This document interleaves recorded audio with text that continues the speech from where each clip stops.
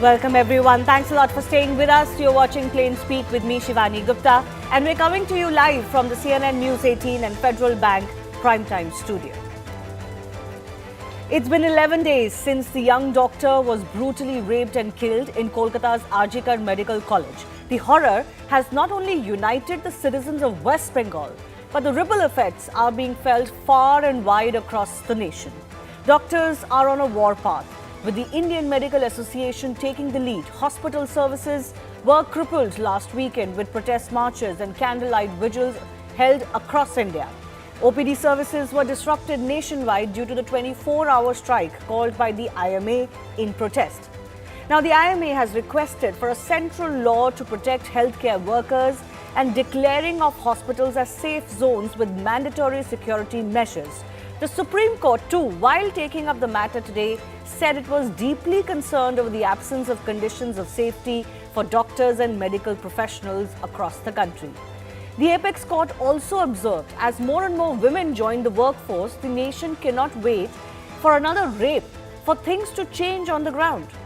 There were plenty of questions for the West Bengal government too, which finds itself on the back foot after a national movement has taken shape. But does it have the answers? That's the big question we'll be taking to our guests in just a bit. First up, let's take a look at how the Mamata government faced the top court's scrutiny and ire today. Some of the questions that the CGI and others mounted. While questioning the delay in the filing of the FIR, the top court asked the state government, why did the principal try to pass it off as a suicide initially? Why were the parents not allowed to see their daughter's body, but after being made to wait for a few hours? Referring to the Arjikar ex-principal Sandeep Ghosh being given the charge of the Calcutta National Medical College soon after he resigned from this college, the Supreme Court questioned the rehabilitation done by the state government. It further cited that if the autopsy was done by 4:45 and the body was taken for cremation at 8:30 p.m., then why was the FIR only lodged at 11:45 p.m. that night? Why did no one at the hospital initially bother to register an FIR? That should be the first step that anyone would take.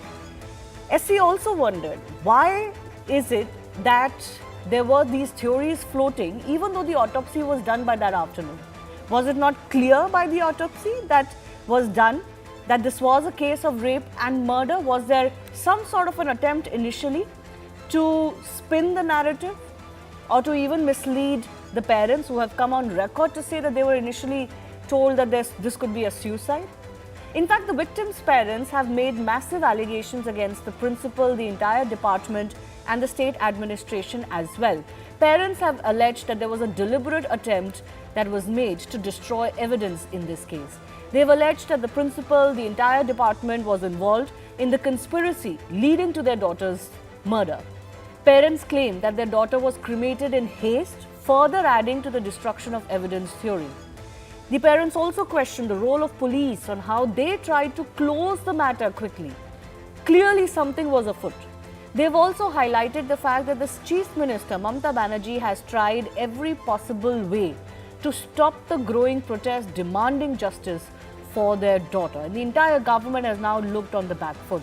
In fact, let me play out some pictures.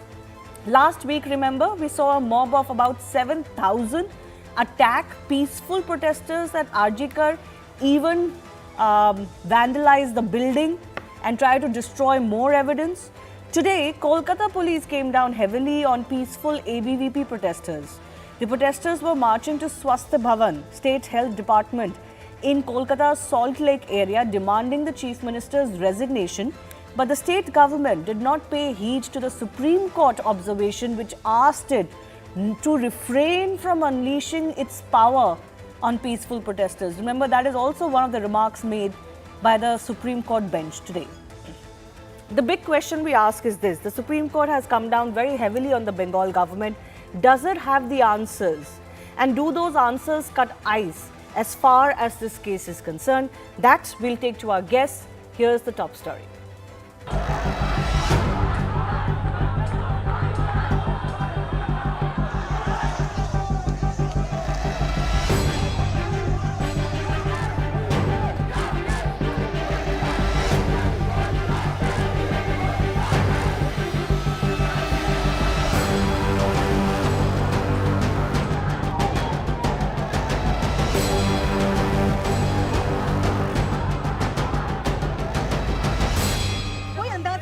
পারে।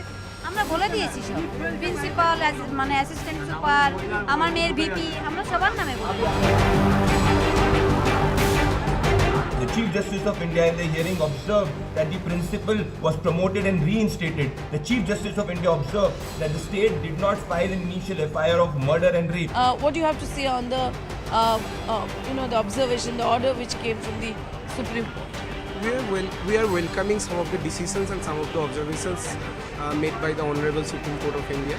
But it is definitely not a closure for our movement. It is definitely not a closure for our demands. हम सब आपके साथ हैं. You will get justice. We are all with you. जब आपका convenience है मैं वहाँ घर आऊँगा. हम सब आपके साथ हैं.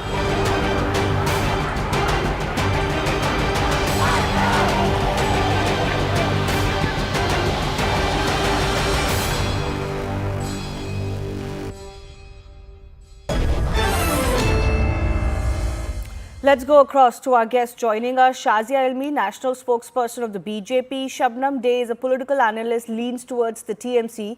Adwaita Kala is author and screenwriter.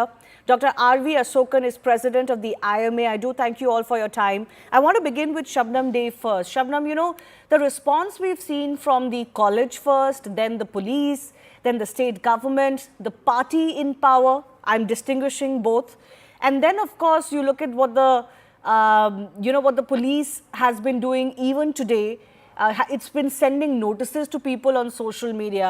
It's almost as if the entire focus and strength is being put on subverting the protests and people's voices rather than on justice.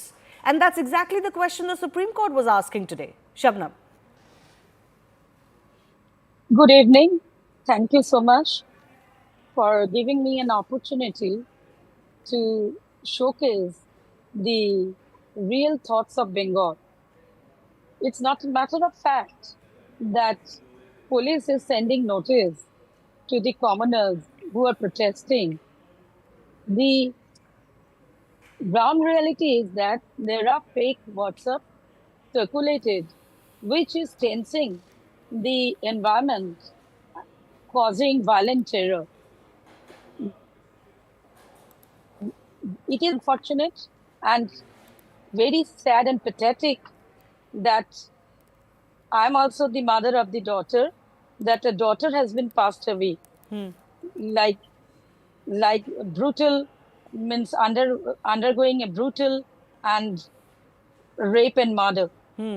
So protesters, there are some who are playing with these WhatsApp and circulating whatnot. Victims' parents also requested them not to take selfie in front of their home and to circulate all the other sort of, which is not needed, sensitive issue. No, I get that. So, and I am the first one to say that actually anybody who's trying to spread any misinformation or fake news around this case or any other case should be acted upon. I don't think there can be a defense of that. But, it's just the thrust, Shabnam, of the government and the police seems to be on exactly the opposite of what it should be. If the Chief Minister is not sitting on a protest herself, it sounds ludicrous, the police is, thrashing protesters who are just marching peacefully. Let's remember what the Supreme Court said today, that the state might should not be coming down on protesters, as it has in the past.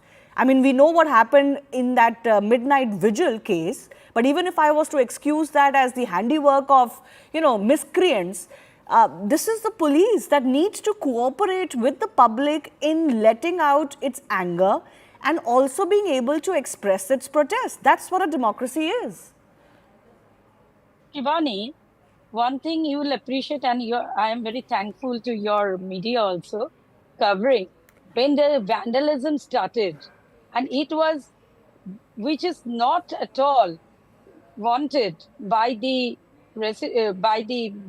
people of Bengal, that 7,000 crowds under no leadership, and they started gathering in many places, coming from there and started vandalism suddenly, which you have also shown in your videos and media, and you have given a long vandalism video in your media. But the thing is that police was very much careful against the protesters, not by firing or not doing any committing any untoward incident which happened in Nandigram or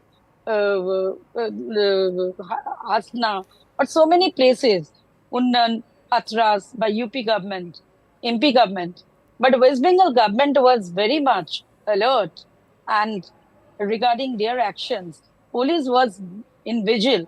And when our CM Mamta Banerjee, she is also female. She could understand the pain of this pathetic terror. Well, tragic. the state government is facing questions that, frankly don't have anything to do with the gender of the chief minister. I don't know why that's a factor at all.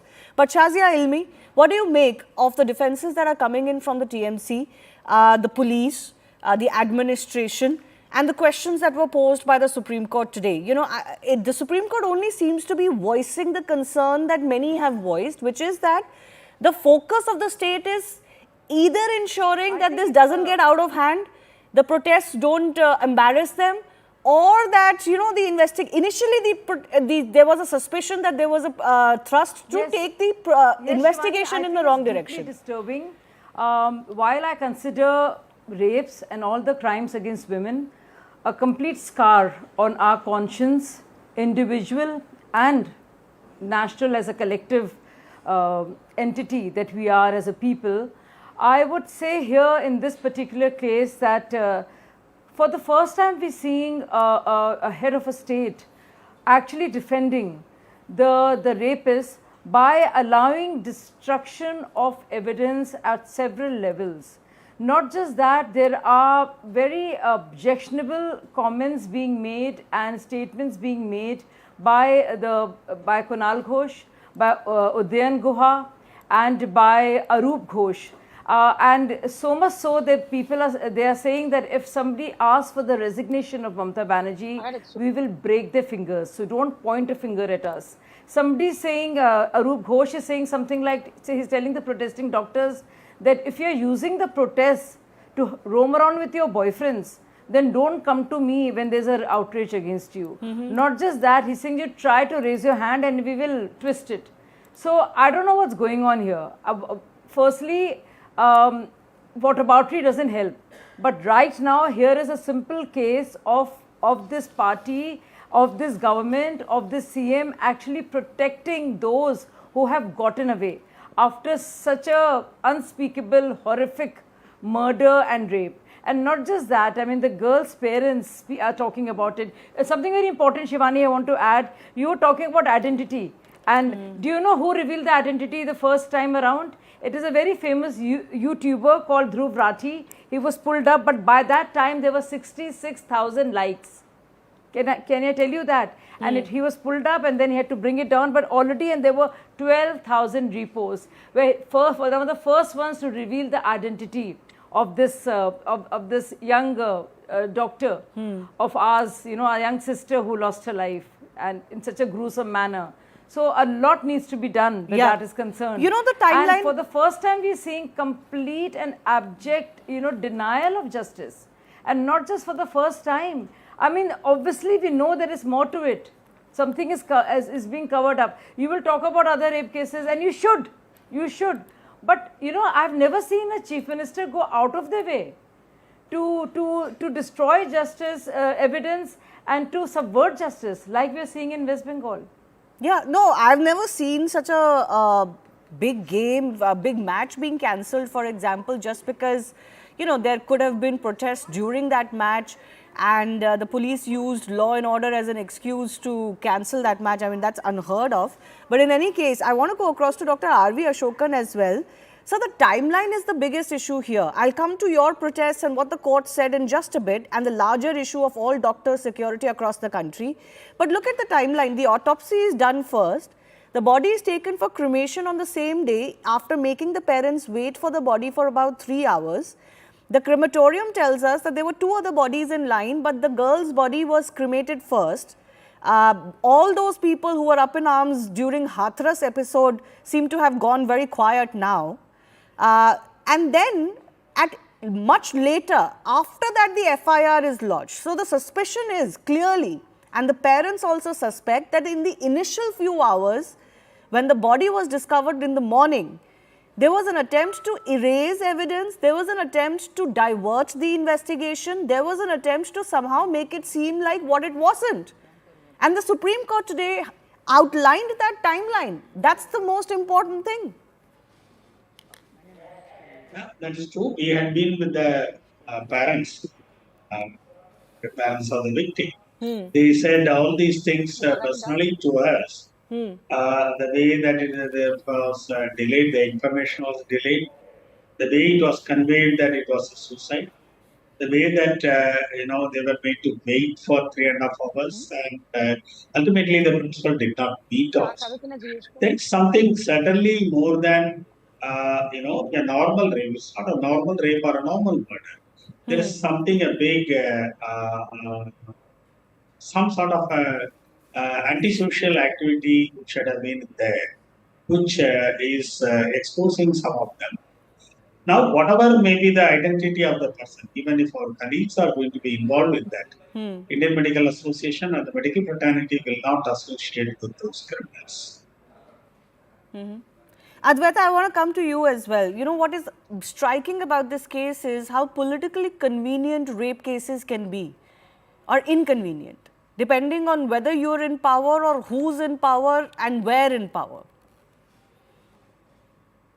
Yes, and Shivani, the thing is that the violence that we're seeing coming from West Bengal is not something that is very new. It has been going on for the last couple of years. We saw those horrific images of BJP workers being strung up from,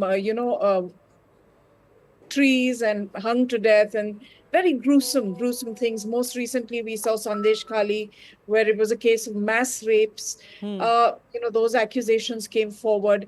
And Mamata Banerjee seems to have developed some sort of playbook to deal with these things, wherein she brazens it out. And she is very ably aided by a certain section of the media, which does not question her. And a certain section of the political establishment, which again does not question her, because they're looking at larger goals, so to speak, to remove Modi.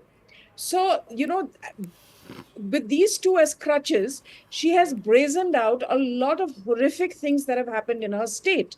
What is different this time around is that in the state itself, the ordinary Bengali, the ordinary girl, has stood up in response and has taken it on. And she does not have the support of saying it is political violence, so, so what? This happens. No, this time around, it is the Bhadralok, it is the normal, everyday Bengali, it is the girl on the streets, it is the doctors who are notable members of society who have said enough is enough. This is one of us. We cannot let this carry on. And that's why she's spooked. And that's why the Kolkata police is behaving in this manner, that even the Supreme Court has said you need to stop intimidating normal people. Exactly. Who are just exercising their rights. Yeah, I mean, I just want Shabnam Dey to come in and respond to what Advaita Kala and others are saying. This has become a tactic in Bengal, and it kind of was easy to brush under the carpet as long as it was political. Okay, one party against the other. This doesn't work when it comes down on the citizens. This doesn't fly, not in a democracy like India. Eventually, you will have to answer for what is happening in West Bengal. That is the message I think that the Supreme Court is also sending today, that you stop using the state's might on the protesters. Instead, the state should have invested its energy in ensuring, one, that it comes across as not brutally wanting to silence the public and is sympathetic to them and their cause, and secondly, invests its energy in actually fast-tracking the investigation. As long as it was with the police, and even now with the SIT trying to do a parallel investigation, even when the CBI has been handed over the investigation, none of that looks very good, Shabnam Dey. Shabnam Dey and Advaita Kala, please. Shivani, what you have right now, from the opinion, the West Bengal, just next to Bangladesh, there are some intruders trying to volatilize the situation, and some protesters are there who are trying to make this sensitive issue more sensitive and causing a violent terror. So police is actually dealing with them without showing any might. And Bangladesh, it happened very, these political vandalism and everything happened, as you have also your channel covered up at length, just next to Bengal. Yeah, So, ma'am, lot Shabnam, of, Shabnam, the investigations are Bangladesh happening situation. among the protesters. No, I'm sorry. The Bangladesh situation is not comparable to what is happening in West Bengal. Let's not compare the two situations. No. And The you know, many there intruders, they are instigating one the Bangladesh and India are two very different protesters. countries. Secondly, the genesis of both of those things are completely different. Shivani, you know, you might not be knowing that many intruders are interfering and creating a volatile situation. And it is now a political color who will be hijacking it. It is already volatile. And they are trying to, this BJP, they never got the mandate of the people. Now they are trying to come backdoor to dismantle the stable government. Ma'am, that's what I just pointed out. Shazia Almi will respond to you, but Just this whole, like your Chandrachud leaders have did. blamed the BJP and the left already, really so it's not I'm new quite, what you're saying. But this is what I'm saying. It's not sufficient to keep saying the opposition is trying to dismantle the government or destabilize the government. These are ordinary students, ordinary women who are protesting, men and women both who are protesting. These are not associated with politics at all, least of all the BJP's politics, I think. Yes, Shazia. DYFI. Yeah, I find it really, it's really distressing to hear something like this, that this sensitive situation is being made more sensitive and comparing it to Bangladesh. There are very specific, ma'am, don't scream, it's my turn now. I want to respectfully ask you to just listen in. The question is, what is the need for a parallel SIT probe? And initially, why were the girl's parents not allowed to see her body, which was mutilated for 3 hours? What was the hurry in cremating it? What was happening before that, where the CCTV footage was trying to be deleted through a bunch of unruly mob? Why did the police arrive late on the scene of crime after the girl was already declared dead?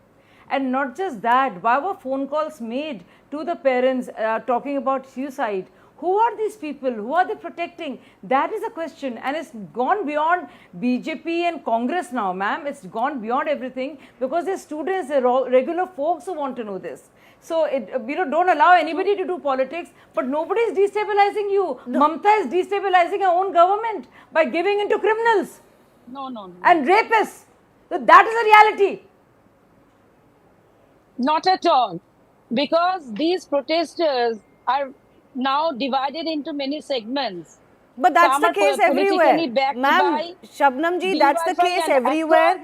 That's the case in any protest. In general, No, I find it Shivani, interesting, in Shivani, general, that more you have to time is being appreciate spent across the analyzing the country, demographics of the these protesters health workers, than the actual doctors are pursuit of protesting. justice. Adwaita wants to come in. I think Dr. Asokan will also have a view on what you're saying, because it's primarily the doctors who are mounting these protests. And I'll bring him in, but Adwaita wants to come in. Yes. Yeah, I find it interesting, Shivani, that more time is spent, analyzing the demographics of the protesters. Who is political? Who is this? Which section of society? From outside? From inside? I mean, should the protesters really be your focus? You have a police force that is not able to secure a crime scene. You are not answering why that didn't happen. And here you want to go ahead and send legal notices to women online who are posting about the horror of Kolkata. I mean, their priorities are so mixed up. It's all about, their political reputation.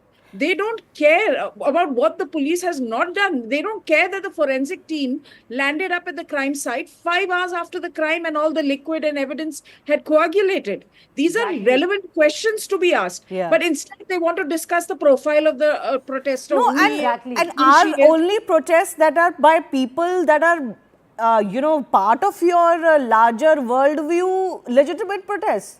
By that logic, no protest would be legitimate. It's primarily people who are opposed to you and your politics and your way of functioning who come down on the streets. But in this case, it's primarily the doctors at RG Kar. that were protesting. They were the first ones to mount the protest. Dr. Asokan, your view on, the entire protest being deemed as political or some sort of bid to incite people. I think one of their leaders, Kunal Ghosh, said this is when the Reclaim the Night protest was launched by women, he said that this was a bid to incite. Incite whom? Against whom? Indian Medical Association is an apolitical professional organization. In fact, our State Secretary and past National President, Dr. Santanu Sen, was a spokesperson of renown. But in this case, he said, I am a father first, I am a doctor next, and I am a State Secretary of Indian Medical Association. And in this case, I am not the spokesperson, and he was removed also. Yes. So the IMA doctors, we are one. We don't have politics. This is about a professional issue. What happened to one of our young colleagues? Yeah. Dr. Asokan, can I also take your view on what the Supreme Court said today? The doctors have also been wanting a pan-India consideration of the Doctors Protection Act, and the Supreme Court has formed a task force to look into this. Your thoughts on that? And when can we see at least no strikes take place? Because ordinary people would be affected by that, and that's what everybody would want to know. I have seen statements from multiple medical associations that have said that they're not withdrawing their protests or whatever strikes they were doing from time to time. Can you give us the latest from the IMA on this? There are two issues. One is the safety, security of the healthcare professionals. I think the entire focus of the Supreme Court is on this. The other issue of whether a legislation has to be there or not, Central Act, it's a policy matter entirely to the Union government. Okay. The Supreme Court has not said anything about it. Supreme Court has confined itself to the safety, security, all related issues. Now, our main demand, Indian Medical Association, main demand of withdrawing service on 24th, the first thing was the Central Act. The demand of Central Act is on the national government. And we have put it forward, and the government has said that they will do everything possible. Yesterday, to the RDAs, they have said this is not possible. So, we have called our state branches today evening on a Zoom. And tomorrow, all the RDAs are assembling in IMA. Okay. We will sit together and fight. See, the protest doesn't mean strike. But will there be strikes too? Will there be strikes too? Or will you convince all medical associations to at least not strike? Please understand, we are aggrieved. The national government has not come up with an adequate response. And we need to respond to them. It is our right to ask the national government to enact a law. Okay. They have different reasons to say no, and we have different reasons to go ahead with the protest. Okay. What it will be, we will decide. Shazia, you want to come in? 30 seconds I have left on this. Yes, definitely. So I think the central government is talking about a legislation, but the law and order completely is with the states. It's a concurrent list. But I want to say that even if there is protection given, and you're talking only about the doctors, but I think everybody needs to be protected, whether it's doctors, engineers, nurses, IT professionals. There are Vishakha guidelines and all of that, but it'll have to be implemented by the states at the end of the day. It'll have to be the local police at that area, in that state, which will have to do it. So you can ask them and they will do it. But the fact of the matter is the implementation is totally done by the state police, by the state administration. And that, I'm afraid, has crumbled and collapsed, because definitely there is something going on in Kolkata which makes everybody suspect that there are some gruesome monsters who are on the run and they're being protected. And that is what worries and ails all of us. Yeah. None of us are saying that rapes don't happen anywhere else. That is a point of contention and worry for each one of us. Yeah, because course, the suspicion is that there are multiple rapists as far as this case is concerned, and murderers, and yet we haven't really had any concrete progress that has happened. Of course, the CBI has taken over the case and they will also have to start afresh. But I've